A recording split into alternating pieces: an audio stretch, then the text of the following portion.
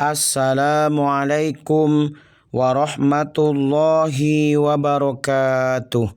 Alhamdulillahi rabbil alamin. Sahabat, mari kita bersyukur kepada Allah Subhanahu wa Ta'ala atas segala nikmat-nikmat yang Allah berikan kepada kita dan keluarga kita. Salawat teriring salam semoga tercurah limpah ruahkan kepada junjungan kita Habibina wa syafi'ina wa maulana Muhammadin sallallahu alaihi wasallam. Saya doakan semoga sahabat semuanya selalu dilindungi oleh Allah Subhanahu wa Ta'ala, diberikan kesehatan lahir dan batin, dilancarkan segala rezeki dan urusannya. Amin, amin ya rabbal alamin.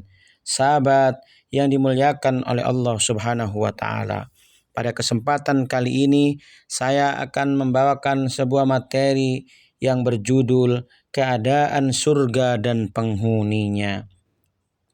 Dari Al-Faqih menuturkan dari Muhammad bin Al-Fadl dari Muhammad bin Ja'far, dari Ibrahim bin Yusuf dari Muhammad bin Yahya bin Al-Fadl, dari Hamzah bin Az-Ziyad Al-Kufi dari Ziyad At-Ta'i dari Abu Hurairah radhiyallahu anhu. Rasulullah Shallallahu alaihi wasallam bersabda yang artinya, kami bertanya, wahai Rasulullah, surga itu terbuat dari apa? Beliau menjawab, dari air. Kami berkata, beritahukanlah kepada kami tentang bangunan surga. Beliau bersabda, satu bata dari emas dan satu bata dari perak. Lantainya berupa minyak kasturi yang semerbak harum. Tanahnya berupa ja'faron, kerikilnya berupa mutiara dan permata.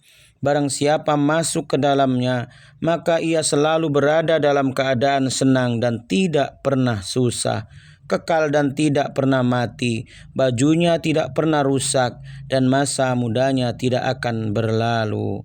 Dalam hadis yang lain, Al-Faqih menuturkan dari Muhammad bin Al-Fadl dari Muhammad bin Ja'far dari Ibrahim bin Yusuf, dari Ismail bin Ja'far dari Muhammad bin Umar, dari Abu Salamah, dari Abu Hurairah radhiyallahu anhu dari Nabi Muhammad sallallahu alaihi wasallam bahwa beliau bersabda yang artinya, sesungguhnya di dalam surga itu ada pohon yang jika seseorang berkendaraan mengelilinginya selama 100 tahun, niscaya ia tidak akan selesai. Perhatikanlah ayat Quran surat Al-Waqiah ayat 30 yang artinya, dan naungan yang terbentang luas. Di dalam surga ada kenikmatan yang tidak pernah dipandang mata, tidak pernah didengar oleh telinga, dan tidak pernah terlintas dalam hati seseorang. Perhatikanlah ayat Quran surat As-Sajdah ayat 17 yang artinya, seorang pun tidak mengetahui apa yang disembunyikan untuk mereka, yaitu berbagai macam kenikmatan yang menyedapkan pandangan mata. Dan sungguh tempat cemeti di dalam surga itu lebih baik daripada di dunia dan isinya. Perhatikanlah ayat Quran surat Al-Imran ayat 185 yang artinya, barang siapa dijauhkan dari neraka dan dimasukkan ke dalam surga, maka sungguh ia telah beruntung. Diriwayatkan dari Ibnu Abbas radhiyallahu anhu, ia berkata, sesungguhnya di dalam surga itu ada bidadari yang diciptakan dari 4 macam bahan, yaitu minyak kasturi, anbar, kafur, dan ja'faron, dan tanahnya dicampur dengan air kehidupan. Semua bidadari itu sangat cantik jelita, dan seandainya mereka meludah ke laut, niscaya air laut itu menjadi tawar, dan di leher bidadari itu tergantung tulisan yang berbunyi, siapa yang ingin mempunyai istri seperti aku, maka hendaklah ia taat kepada Tuhanku. Mujahid berkata, tanah surga itu terbuat dari perak, debunya dari minyak kasturi, urat-urat daunnya dari perak, dahan-dahannya dari mutiara dan batu permata, sementara daun dan buahnya berada di bawah dahan. Barang siapa yang memetiknya sambil berdiri, maka ia tidak akan mengalami kesulitan. Begitu pula yang memetiknya sambil duduk dan berbaring, tidak akan mengalami kesulitan sedikit pun. Kemudian ia membaca ayat yang berbunyi, A'udzu billahi minasyaitonir rajim. wa dhullilat qutufuha tadlila, dan buahnya dimudahkan untuk dipetik dengan semudah-mudahnya. Quran Surat Al-Insan ayat 14. Maksudnya buahnya itu dekat, sehingga mudah digapai baik oleh orang yang berdiri maupun duduk. Diriwayatkan dari Abu Hurairah radhiyallahu anhu, ia berkata, demi zat yang menurunkan Al-Quran kepada Nabi Muhammad sallallahu alaihi wasallam, sesungguhnya penghuni surga itu selalu bertambah cantik dan tampan, sebagaimana mereka selalu bertambah tua sewaktu berada di dunia. Al-Faqih menuturkan dari Ibrahim bin Ahmad, dari Hasan An-Nadhr, dari As'ad bin Musa, dari Sabit Al-Banani, dari Abdurrahman bin Abu Layla, dari Su'aib, bahwa Rasulullah Shallallahu Alaihi Wasallam bersabda yang artinya, apabila penghuni surga telah masuk ke dalam surga dan penghuni neraka telah masuk ke dalam neraka, maka ada suara yang berseru, wahai penghuni surga, sesungguhnya Allah bermaksud memenuhi janjinya kepadamu. Mereka bertanya, apakah itu? Bukankah dia telah memberatkan timbangan kami, mencemerlangkan wajah kami, memasukkan kami ke dalam surga, dan mengeluarkan kami dari neraka? Nabi Shallallahu Alaihi Wasallam melanjutkan sabdanya, kemudian Allah menyingkapkan tabir, maka mereka dapat melihatnya. Demi zat yang jiwaku berada dalam genggamannya, Allah tidak memberikan sesuatu yang lebih disenangi kepada mereka daripada melihat kepadanya. Diriwayatkan dari Anas bin Malik radhiyallahu anhu, ia berkata, malaikat Jibril datang kepada Nabi Muhammad sallallahu alaihi wasallam dengan membawa sebuah cermin putih yang di tengahnya ada sebuah titik hitam. Nabi Shallallahu Alaihi Wasallam bertanya, apakah cermin yang putih ini?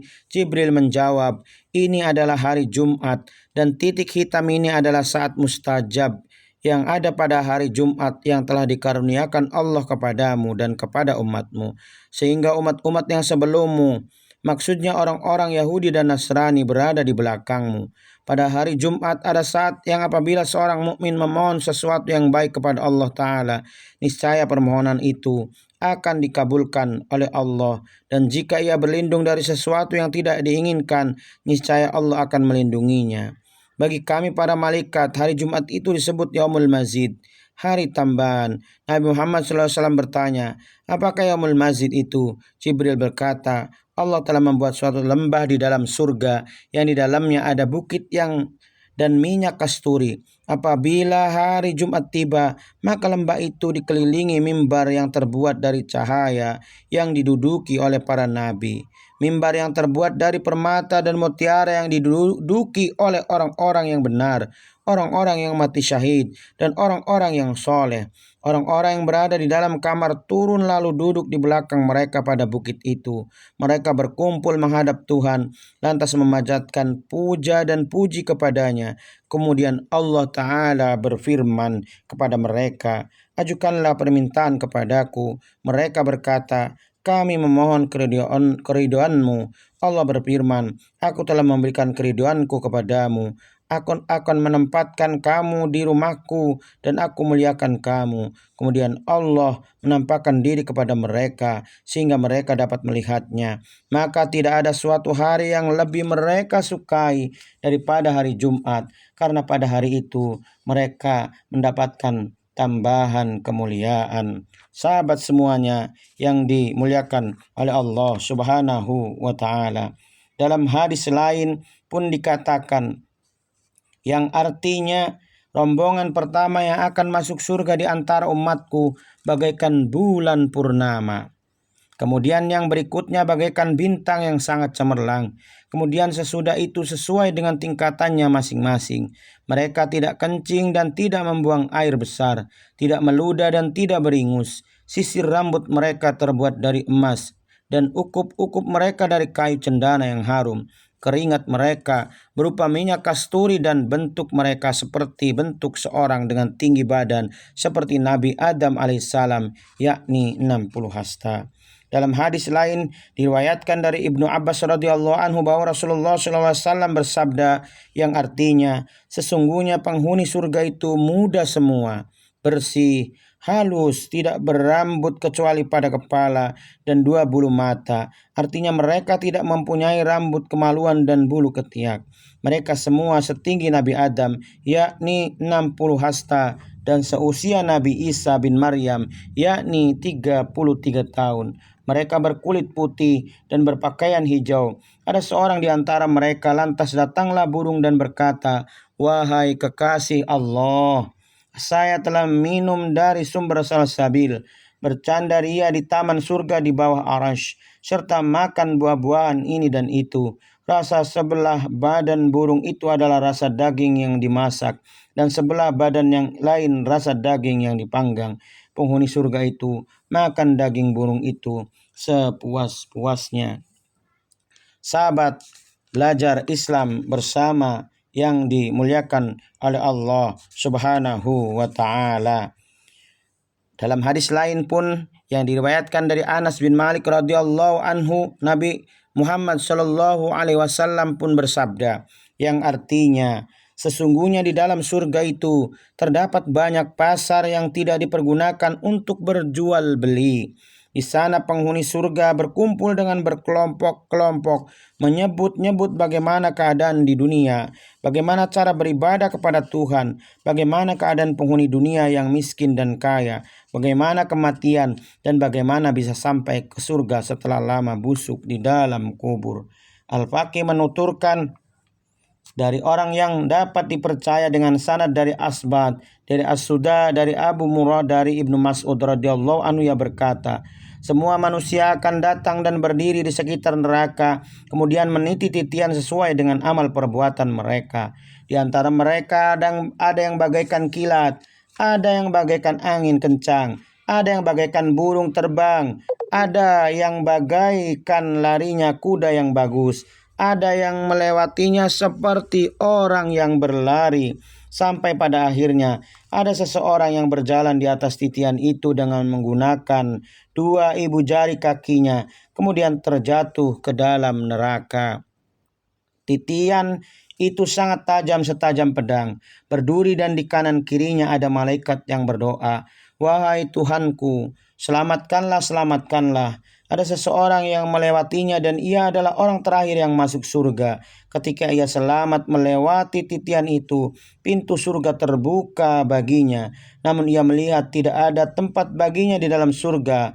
Melihat keadaan yang seperti itu, ia berdoa, "Wahai Tuhanku, tempatkanlah saya di situ." Allah berfirman kepadanya, "Jika aku menempatkan kamu di situ, kemungkinan besar kamu akan minta yang lain." Ia menjawab, "Tidak, demi kemuliaanmu."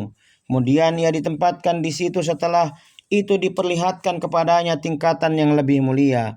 Demikian seterusnya sampai 4 kali.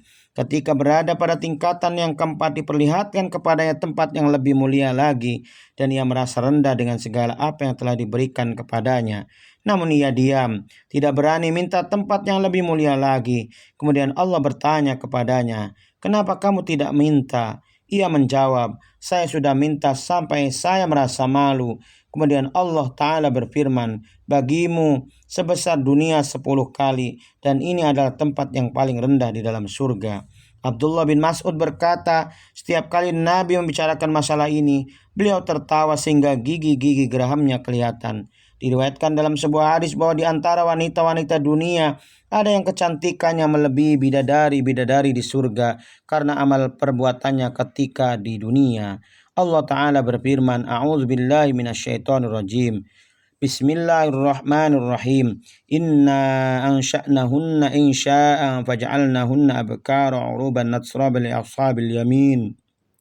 Sesungguhnya kami menciptakan mereka, bidadari-bidadari itu langsung, dan kami jadikan mereka gadis-gadis perawan, penuh cinta lagi sebaya umurnya. Kami ciptakan mereka untuk golongan kanan. Quran Surat Al-Waqi'ah ayat 35 sampai 38. Sahabat semuanya yang dimuliakan oleh Allah Subhanahu wa taala, semoga kita beserta keluarga kita, ayah ibu kita, saudara-saudara kita, turunan-turun kita diberikan surga dengan rahmat Allah Subhanahu wa taala. Amin. Amin. Amin ya rabbal alamin. Itu saja yang dapat saya sampaikan pada kesempatan kali ini. Semoga bermanfaat dan menjadi wawasan keislaman kita semuanya. Wal'afu minkum, mohon maaf bila ada yang salah. Yang benar datangnya dari Allah, yang salah dari saya pribadi mohon ampun kepada Allah. Astagfirullahaladzim, astagfirullahaladzim wa atubu ilaih. Subhanaka Allahumma bihamdika asyhadu an la ilaha illa anta astaghfiruka wa atubu ilaih. Wassalamualaikum warahmatullahi wabarakatuh.